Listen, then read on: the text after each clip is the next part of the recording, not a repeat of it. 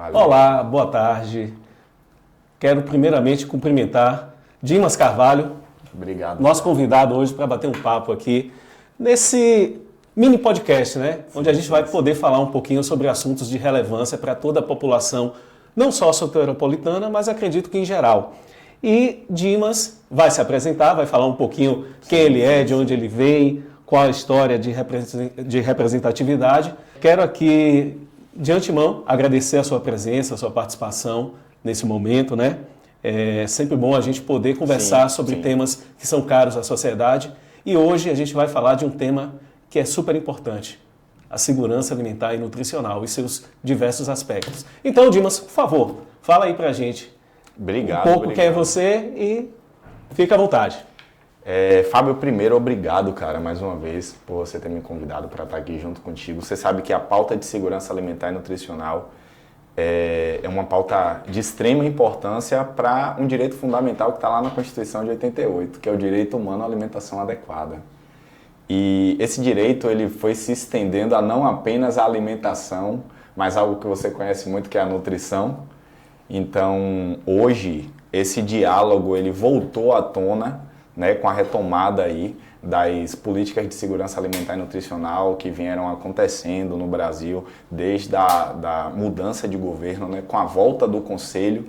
Lá em janeiro de 2022, nós tivemos aí a volta do Conselho, e o Conselho, quando volta, ele já pede uma conferência para analisar como está a situação da segurança alimentar e nutricional em todo o território do Brasil, visto que a gente tinha voltado para o mapa da fome, um marco que infelizmente a gente não queria estar, né, cara? A gente tinha saído do mapa da fome em 2014 e voltamos aí para o mapa da fome em 2020 e 2021, ali com pandemia e todas as situações que aconteceram no nosso país, né?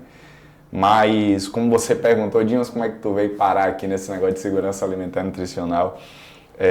Eu nasci aqui em Salvador, sou soteropolitano, porém, meu pai ele sempre foi envolvido com social. E quando eu tinha 11 anos, ele fundou uma associação. Essa associação fazia ali entregas de cestas básicas. Mudamos a associação para Camaçari e conhecemos lá um assentamento sem terra.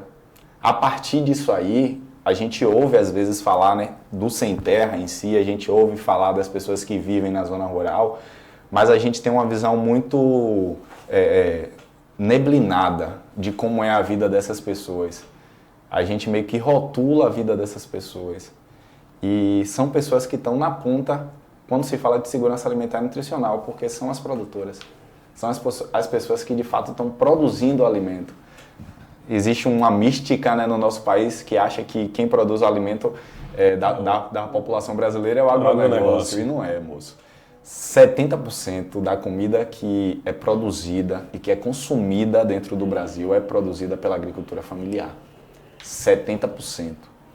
E a política de segurança alimentar e nutricional é focada na agricultura familiar, porque a gente entende esse modelo de agricultura como um modelo altamente sustentável e que vai fazer com que a terra esteja ali, não apenas para que nós possamos usufruir dela, mas que todos os nossos herdeiros, todas as heranças que partirão de nós ali, né?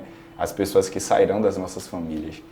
Então foi a partir de tudo isso aí que, caindo em um assentamento sem terra, eu vim entender o que era segurança alimentar e nutricional, vivendo lá, morei lá por um tempo, trabalhando ali. Eu sempre fui muito do empreendedorismo, né? E eu acredito que todo agricultor ele precisa primeiro aprender a empreender, porque ele é um empreendedor. Todo agricultor é um empreendedor nato. Ele tem que saber o período de plantar, saber o período de arar a terra, saber o período de colher e, a partir disso aí, saber como vender. Como fazer seu produto chegar, né? Exatamente. Para o consumidor. Mas me fala um pouquinho como é que você se torna um representante dessa bandeira, como é que você se torna alguém que hoje fala por nós no Fórum Baiano, pelo Direito Humano à Alimentação Adequada, e também no Conselho Estadual, né? Exatamente. Representando aí a cadeira do Fórum. Isso. Por favor. Pronto, então, lá no assentamento fomos convidados para participar de uma conferência municipal de segurança alimentar e nutricional. Chegando lá, a gente trouxe todas as problemáticas vividas dentro do assentamento sem terra e, a partir daí, fomos da conferência municipal para a territorial, fomos para a conferência estadual e fomos para a conferência nacional. Quando eu volto da conferência nacional, eu fui convidado para participar do fórum, em 2015, cara. E aí conheci a professora Sandra Chaves, uma referência para mim, quando fala de política de segurança alimentar e nutricional. Conheci a professora Tânia Buranelli, que é a nossa coordenadora lá do fórum. Ela que foi uma das que participaram ali do Abacanto, que é o estudo da fome. Não sei se você já teve a oportunidade de ler esse livro, um livro muito bom, eu super indico a leitura desse livro, que vem trazendo, né, toda a questão do direito humano à alimentação adequada. E a partir disso aí eu falei, cara, é isso aqui, o caminho é esse aqui.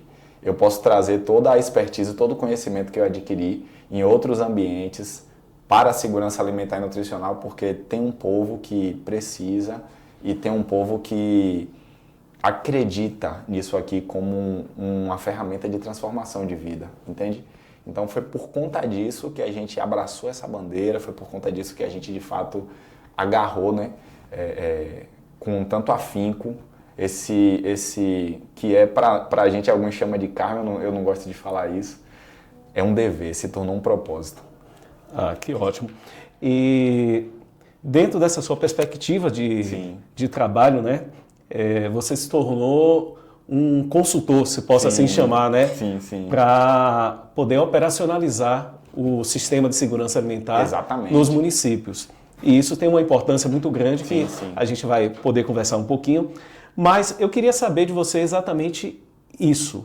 Hoje a gente tem um arcabouço muito grande de legislações voltadas à segurança alimentar e o direito humano à alimentação adequada, principalmente a nível nacional e também grandes avanços a nível estadual. Somos referências a nível estadual para o Brasil inteiro. Pois é, um dos primeiros estados a ter esse arcabouço legalizado, normatizado dentro das suas leis, né? Porém, a gente ainda tem uma incipiência nos municípios, né?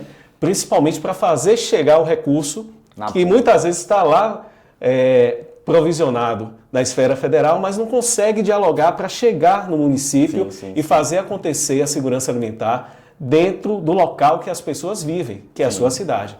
Então eu queria que você falasse um pouquinho isso, tanto o seu trabalho como um consultor que ajuda os municípios a terem adesão e essa dificuldade, esse entrave que ainda existe na maioria dos municípios brasileiros, principalmente baianos, com relação à adesão ao sistema de segurança alimentar. Na minha opinião, falando até, vou começar do fim para o início da sua pergunta, da sua colocação, na verdade. Na minha opinião, é falta de inteligência da gestão não aderir ao Sistema de Segurança Nacional, ao Sistema Nacional de Segurança Alimentar e Nutricional. Por quê? Primeiro, porque você desafoga a máquina pública a partir de políticas estruturantes que de fato vão transformar a vida das pessoas. Então não é aquela questão do assistencialismo. Infelizmente a gente viveu um período, né, onde as pessoas se acostumaram a ir todos os meses em um determinado espaço para adquirir uma cesta básica e voltar. E para ela conseguir fazer isso aí, ela tinha que estar vacinada, tinha que o filho estar na escola e tinha toda uma questão. Condicionalidades. As condicionalidades. A política de segurança alimentar, ela é para além. Dentro da política de segurança alimentar, a gente discute economia solidária, onde existe divisão de lucro real. Onde o agricultor, ele não passa 70%, 80% do seu lucro real para o atravessador. E aonde aquela carga tributária que as pessoas acham que é o Estado que tem colocado em cima, na verdade tem ficado muito por conta do atravessador e daquele que está ali vendendo para o preço final, para o consumidor final, na verdade. Isso. E só, desculpe, fazendo um parêntese, a gente pode pensar que um grande centro como Salvador não tem uma inferência direta. Numa relação dessa, porque não somos produtores, entre aspas. Mas, na realidade, é diretamente relacionado à nossa dieta, desde o acesso até a qualidade, com esse tipo de relação que se constrói com o campo, com a produção, sim, né? Sim. E assim, ó, o que é que acontece? Aí você falou de CISAM. Primeiro, para a gente deixar claro para o pessoal, a Lei de Segurança Alimentar, a LOSAN, a 11.346 de 2006, ela instituiu um sistema. Existe todo um funcionamento para que as políticas de segurança alimentar cheguem na ponta. E o CISAM, ele é um sistema intersetorial. Então, ele não tem uma secretaria específica, apesar de hoje já existir uma secretaria a nível nacional, mas ele não é uma política de uma secretaria apenas. Então, o CISAM é um sistema que ele vai dialogar entre secretarias. Para deixar mais claro, né, para deixar assim, mais público, talvez, a minha fala, a Secretaria de Saúde pode atuar juntamente com a Secretaria de Educação. Por quê? Porque a política de educação alimentar e nutricional dentro das escolas vai desafogar a Secretaria de Saúde no atendimento de crianças de 0 a 5 anos. Você vem desde a questão do aleitamento materno de 0 a 2 anos, que até um abraço para a nossa amiga Cláudia Montal, que é uma lutadora lá forense também, de lá do nosso fórum, né? Você também é forense. Com muito orgulho. Exatamente. Uma lutadora para essa causa do aleitamento materno e ela muda realmente a vida das pessoas. Para você ter ideia, eu tenho 3 filhos e a partir daquilo que eu aprendi com Cláudia Montal, todos os meus filhos mamaram ali de 2 a 3 anos de idade para ter todos os nutrientes que a mãe dele poderia passar diretamente para eles. A política vai desde essa questão, desde essa questão da educação alimentar na escola, desafogando de 0 a 5 anos, e você melhorando a vida das crianças, que vai melhorar automaticamente o desempenho dela na educação. Então você vê como uma política. Dimas, a Secretaria de Agricultura dialoga diretamente com a assistência social, que pode dialogar diretamente com a Secretaria de Educação, aí a gente já vai para os lanches que são produzidos dentro da escola, que pode dialogar diretamente com a Secretaria de Saúde, que a gente já vai pensar em tudo aquilo que é produzido para entregar ali aos doentes. A gente sabe que a ideia é que todo hospital, que todo CRAS, que toda essa escola todo tenha equipamento público. Todo equipamento público tem um nutricionista para quê? Para que exista essa coordenação. Entender nutriente, aí é toda essa questão que eu prefiro deixar para você falar, que você entende muito mais que eu. Porém, CISAM, voltando para essa problemática, como você muito bem colocou, tem prefeitos que ainda não entenderam o sistema. Tem prefeitos que ainda não compreenderam o quanto o município deles ganha. E isso a gente está falando ganho social, mas também ganho financeiro. Exatamente. Porém, em 23, se eu não me engano, 23 de dezembro de 2023, o presidente Lula assina um decreto onde ele coloca algumas condicionalidades para acessar o PAA, que é o Programa de Aquisição de Alimentos. Uma dessas condicionalidades era que os municípios fizessem processo de adesão ao CISAM. E aí começa a correria. Até esse momento, Bahia tinha quantos municípios ali aderidos ao CISAM? 8. Agora a gente já passou dos 80, moço.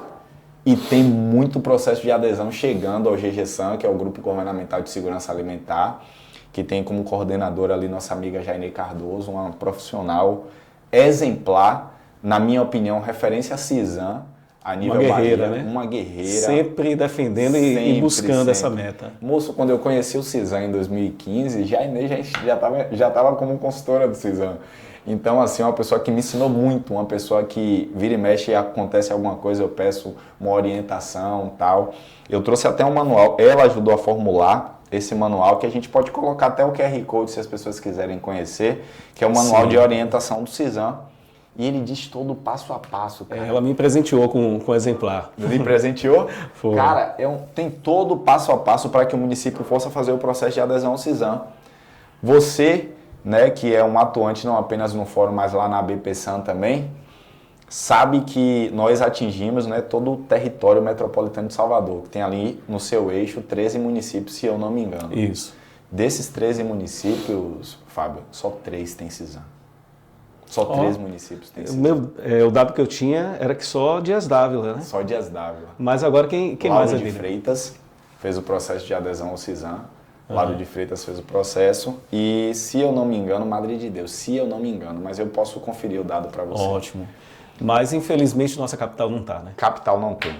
E me fala de maneira objetiva, Dimas, quanto Salvador perde mensalmente de recursos federais com essa não adesão ao sistema? Está na casa dos bilhões.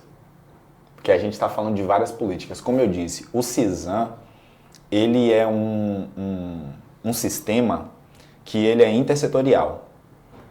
Não existe ainda uma verba garantida para. Porém, você pode escrever o seu projeto e, a partir de um diálogo, seja com o ente estadual ou seja com o ente federal, você ali articular o fomento, no caso, os recursos, certo? E desenvolver uma série de ações. E participar, inclusive, de editais que já estão vigentes. Você tanto pode criar a sua ação, como você pode participar de algumas que já estão acontecendo, como a gente tem cozinhas solidárias, quintais produtivos. A gente tem a questão da agricultura urbana e periurbana. A gente tem a Bahia Tech, que pode tratar com assistência técnica de extensão rural dentro dessa política de agricultura urbana e periurbana. Então, a gente tem uma série de fatores que vão, como é que eu posso falar assim? Atacar diretamente quem está na ponta. Exato. Porque, infelizmente, a não formulação, Fábio, de todo o processo documental, que a gente entende que é de querer político, é de querer... É de vontade do gestor de dizer assim, não, eu vou aderir a esse negócio. Exato. E o gestor que a gente fala, pessoal, só para vocês anotarem, ficarem bem conscientes e atuantes, é o prefeito e os vereadores. Exatamente. A gestão é a prefeitura. E nós temos Conselho em Salvador há tanto tempo, moço. Há tanto tempo a gente tem Conselho, um Conselho atuante, um Conselho abrigador. Eu nunca fiz parte do Conselho de Salvador. Eu fui do Conselho de Camaçari para o Conselho Estadual. Mas é um conselho que a gente sempre teve muito afinco, a gente sempre conversou muito.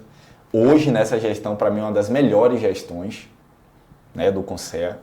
Meu amigo Moza está lá como presidente, secretário executivo, um cara que eu tenho muito afinco. Tem um pessoal lá, brigador, que vive fome. Tem um pessoal das APNs. E assim, agora só me desculpe, quando eu estava vindo para cá, inclusive eu estava conversando com o Pai Nando de Bauru, que é um parceiro... Um babalorixá. Exato, um parceiro muito atuante e que está aí antenado nessas questões.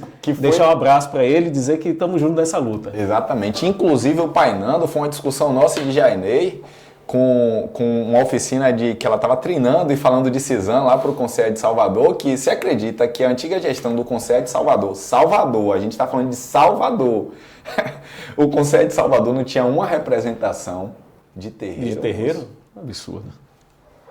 Salvador, qualquer outra cidade a gente poderia até arrumar uma desculpa, mas Salvador não, moço. Tem que ter preto e tem que ter gente de terreiro, pô. Tem que ter gente que mora dentro de comunidade. Para quê? Para que a sua voz dentro do conselho, e até pautando, eu quero abrir um parêntese para isso, a importância do conselho. O conselho é a sua voz ali dentro. É a voz popular. Literalmente, é a nossa representação. Quem é que diria, Fábio, que um cara que nasceu na suburbana, cara, estaria aqui agora com você? A segurança alimentar me trouxe quem diria aqui, que nós estaríamos aqui discutindo isso se não fosse a participação popular. Exatamente. A discussão ainda estaria lá no alto escalão dos governos e nós, que somos representantes de segmentos populares, não teríamos esse espaço. Apenas um braço produtivo, né? Exato. Mão de força, né? Mão de força, mas ainda bem que acabou. Exato. Ainda bem que a gente tem pessoas aí. Mas CISAM Salvador, infelizmente, ainda não aconteceu. É um desejo nosso. Eu sei que você está nessa luta. Com certeza. É uma bandeira que eu vou defender e vamos conseguir juntos. Vamos conseguir juntos, sim. Tenho certeza que você pode sempre contar com o Conselho Estadual. a presidente Débora, ela impedido, fez assim, Dimas, concentra no território metropolitano de Salvador, concentra aqui. A gente está precisando, tem pouquíssimos municípios aqui. A gente participou diretamente lá na formação dos conselheiros lá de Dias Dávila. Ajudamos diretamente no processo de adesão ao CISAM, inclusive o município de Dias Dávila, independente da questão partidária, abraçou essa causa, entendeu que o fato eles iam perder o PA, que lá eles têm PA. Eles iam perder 330 milhões aproximadamente de PA. O município de Dias Dávila com 80 mil habitantes. Com essa conta aí, você tira quanto Salvador está perdendo. Pois é. Com 3 milhões. Dimas, o papo está ótimo, mas a gente tem que finalizar. Então, eu queria que você deixasse um recado aí para toda a população, não só as pessoas que já participam, já integram esse movimento em prol da segurança alimentar e do direito humano, como é que a gente pode melhorar a condição de vida, garantir o acesso ao alimento, ter qualidade nessa alimentação e, principalmente, uma universalização dos direitos, não só os direitos ligados a essa questão específica da alimentação e nutrição, mas os direitos sociais que são tão desrespeitados na nossa sociedade. Fábio, assim, a gente está no ano eleitoral. O maior poder que cada cidadão tem é o poder de votar. Eu acredito que nesse momento é de extrema importância a cada cidadão olhar para o candidato que de fato tem levantado uma bandeira de olhar a garantia de direitos. Não de mexer ou de criar projetos estrambólicos, não, nada disso. Mas garantia de direitos. Quando a gente olha para a nossa legislação, quando a gente olha para o regimento interno de Salvador, quando a gente olha para o regimento interno que é a nossa Constituição Estadual, a gente já tem todos os direitos. Porém, é alguém que vai de fato garantir que a gente acesse esse direito, que a gente possa de fato usufruir daquilo que a Constituição ela nos diz ali. E a minha orientação para cada cidadão metropolitano é que pense na hora de votar. Analise. Ouça, dialogue. Se você se interessa por algum candidato, converse com ele, entenda o que ele tem para falar, entenda o que ele tem para fazer, para que você não desperdice seu voto e daqui a 4 anos a gente volte de novo ao mesmo ponto que a gente está discutindo aqui, né? A gente quer estar com outras discussões, outros desafios. Exatamente. E com certeza vivendo numa sociedade mais inclusiva e justa. Muito mais. Dimas, muito obrigado, meu amigo. De nada, obrigado. Sucesso para nós nessa luta. Sucesso, sim. E vida longa à segurança alimentar. Obrigado, cara.